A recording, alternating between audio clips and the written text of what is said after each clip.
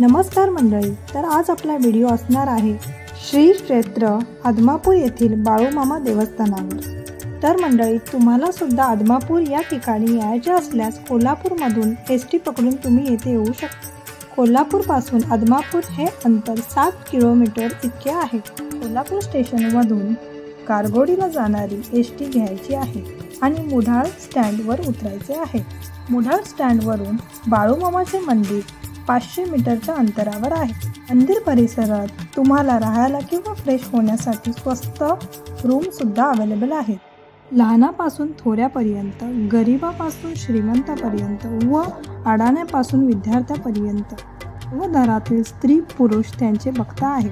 Shirt, धोतर, फेटा, कांबळा, कोल्हापुरी चप्पल हा त्यांचा पेहराव। दिनांक 3/10/1892 रोजी बेळगाव जिल्ह्यातील चिक्कोडी तालुक्यात अक्कोळ या गावात बाळूमामाचा जन्म झाला। भाजी भाकर साधा आहार त्यांना आवडते। गोरगरिबांना अन्नदान व्हावे, ते भक्ती मार्गाला लागावे म्हणून त्यांनी 1932 सालापासून भंडारा उत्सव चालू केला।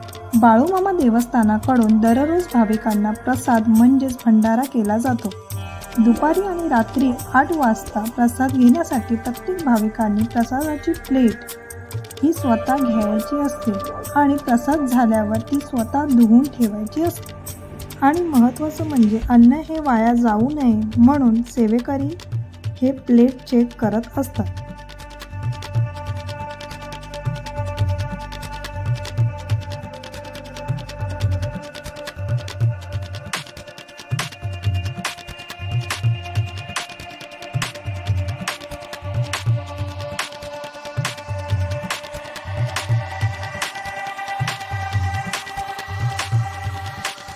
पूर्ण आकाराची बाळूमामाची प्रसन्न मूर्ती पाहून प्रत्यक्ष पाहिल्याचा आनंद अनुभवतो। बाळूमामांच्या उजव्या हाताला मामांचे सद्गुरू रवहंस मुळे महाराज यांची मूर्ती आहे।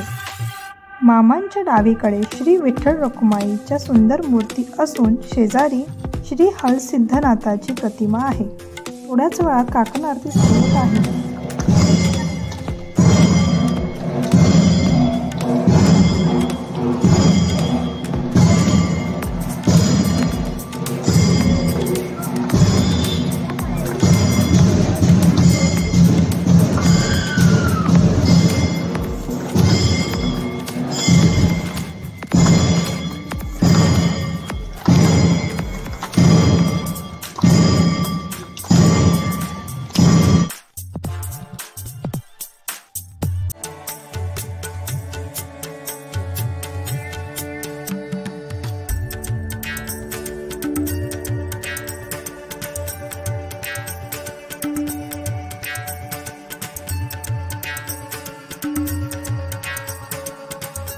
तर मंडळी, कशी वाटली तुम्हाला आजची व्हिडिओ?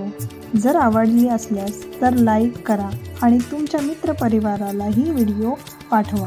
चॅनलला नक्की सबस्क्राईब करा। तुमचं प्रेम आणि आशीर्वाद असंच सोबत असू द्या। धन्यवाद। भेटूया पुढच्या व्हिडिओमध्ये। बोला बाळूमामाच्या नावानं चांग भलं, चांग भलं।